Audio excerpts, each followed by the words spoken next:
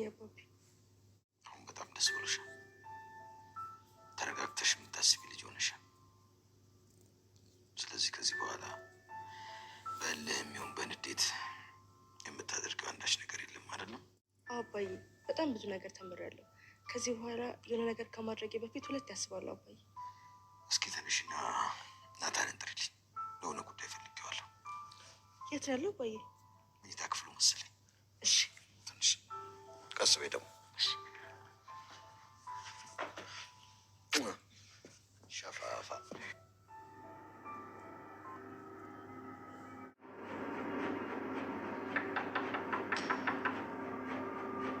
እንግዲህ ምን ታደርጊ? የጌታ ልጅ ወደደች። ማን እናዋ አንቺን ነው ማየት ማመን ነው። ይልሽ ማን?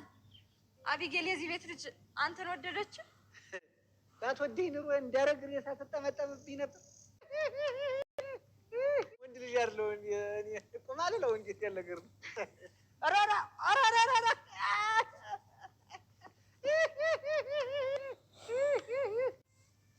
አቶ ደረጀ በመጨረሻም እንግዲህ አስቦት የነበረው ነገር ከብዙ በጥቂቱ ተሳክቶለታል። ልጁን ለማስተማር እንግዲህ የሄደበት ርቀት አቶ ደረጀ በጣም የሚደነቅ የሚገረም ነበረ። ለዚህም እንግዲህ ብዙም ለፍቶ አልቀረም፣ እግዚአብሔር ይመስገን። ልጁን በተወሰነ መልኩም ቢሆን እንግዲህ ወደ ራሷ ተመልሳ የተወሰነ ነገር እንድታስብ ሆናለች። እንደሚታወቀው እንግዲህ አቢጌል ደረጀ በልክና በደራ ብዙ ነገሮችን ስታደርግ ነበረ የቆየችው። ከዛም አልፋ እንግዲህ በቃ ያስኩትን ነገር አለቅም ተያይዘን እንጦሮጡ ስንገባለን ብላ በልክ በደራ ስትከራከር ስታወጣ ስታወርድ ነበረ።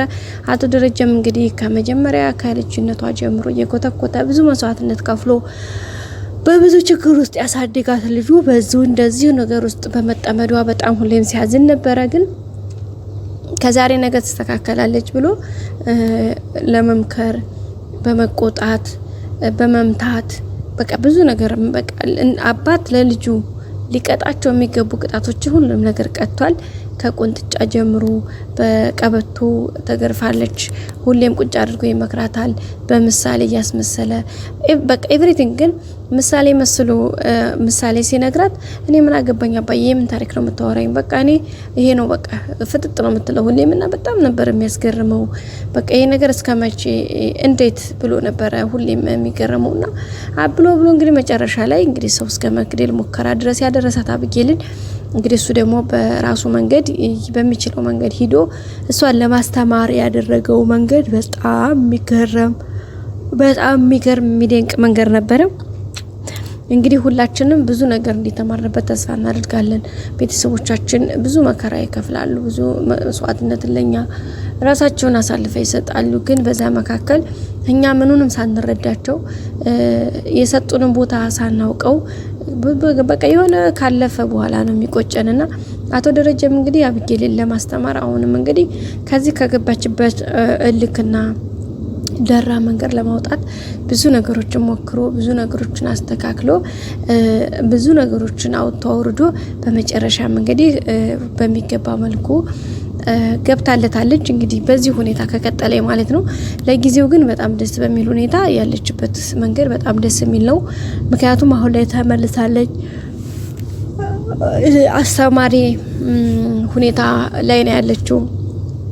እንግዲህ ቀጣይ ይሄን ነገር እንደምትቀጥልበት አይም ሹር ማለት እርግጠኞችን መልካም ነገሮች እንደምታደርግ ጥሩ መንገዶች እንደምትጓዝ አሁን ላይ እንግዲህ በቀጣይ እሷም ቃል እንደገባችው አንድ ነገርን ከማድረግ በፊት ሁለቴ እንደማሰብ እንዳለብኝ ተረድቻለሁኝ። ብዙ ነገር ተምሬያለሁ፣ ብዙ ነገሮችን ተረድቻለሁ አባዬ ብላ እንግዲህ ለአባቷ በሰጠችው መልስ መሰረት እንግዲህ አሁንም ወደፊት መልካም አስባ ቅን ነገር ተናግራ አባቷን ከማስቀየም ቤተሰቦቿን ከማሳዘን እንደምትወጣ ተስፋ እናደርጋለን። እንግዲህ የመጀመሪያው ውሃ እንደሚታወቀው አንድ ቀን እህት ናት ብላ አንድ ቀን በእህት አይን አይታ ወይም ደግሞ በቃ አቅፋት ስማት አታውቅም። ግን አሁን በሚገርም ሁኔታ እንግዲህ አቅፋ በሚገርም ሁኔታ ስማት በቃ ካሁን በኋላ ተቀይሬያለሁኝ በቃ የኔ ውዴት እስከዛሬ በቃ የነበርኩት አቢጌል አይደለሁም በማለት እንግዲህ ራሷን ገልጻላታለች።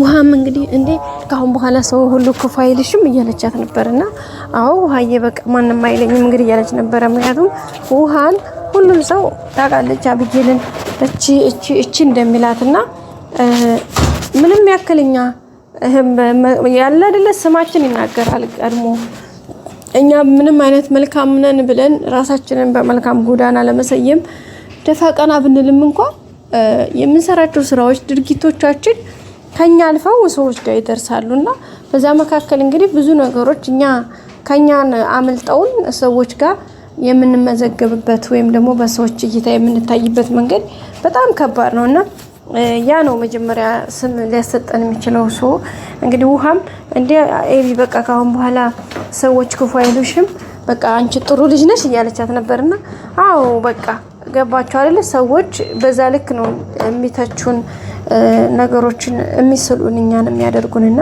እንግዲህ በሱ ነገር ነው አብጌልም ዛሬ እየጠየቀቻትኝ የነበረው አብጌልም አይ ካሁን በኋላ ውሃዬ ምንም ነገር አላጠፋም በቃ ክፉም አይደለሁም ክፉም ላለመሆን ሬዲ ነኝ አሁን ብላለች።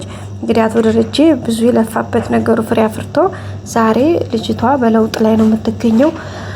እሱንም እንግዲህ የምናየው ዛሬ ነው የመጀመሪያው። እሱም ናታንን ጥሪልኝ ብሎ አባቷ በላካት ሰዓት ላይ ሂዳ እንግዲህ ናታን ክላስ እየቆረቆረች ነው ግን ስትሄድ ፈገግታን ሄደችው እየሳቀች ምናምን አባቷን ግንባሩን ስማ እሷም ደስ ብሏት ነበርና አባትየው ቀስ ብለሽ ጃንቺ ሸፋፋ እያላት ነበርና ደስ በሚል ሪአክሽን ሄደችው። ግን ዳጣ እዛ መኖሯን አታውቅም።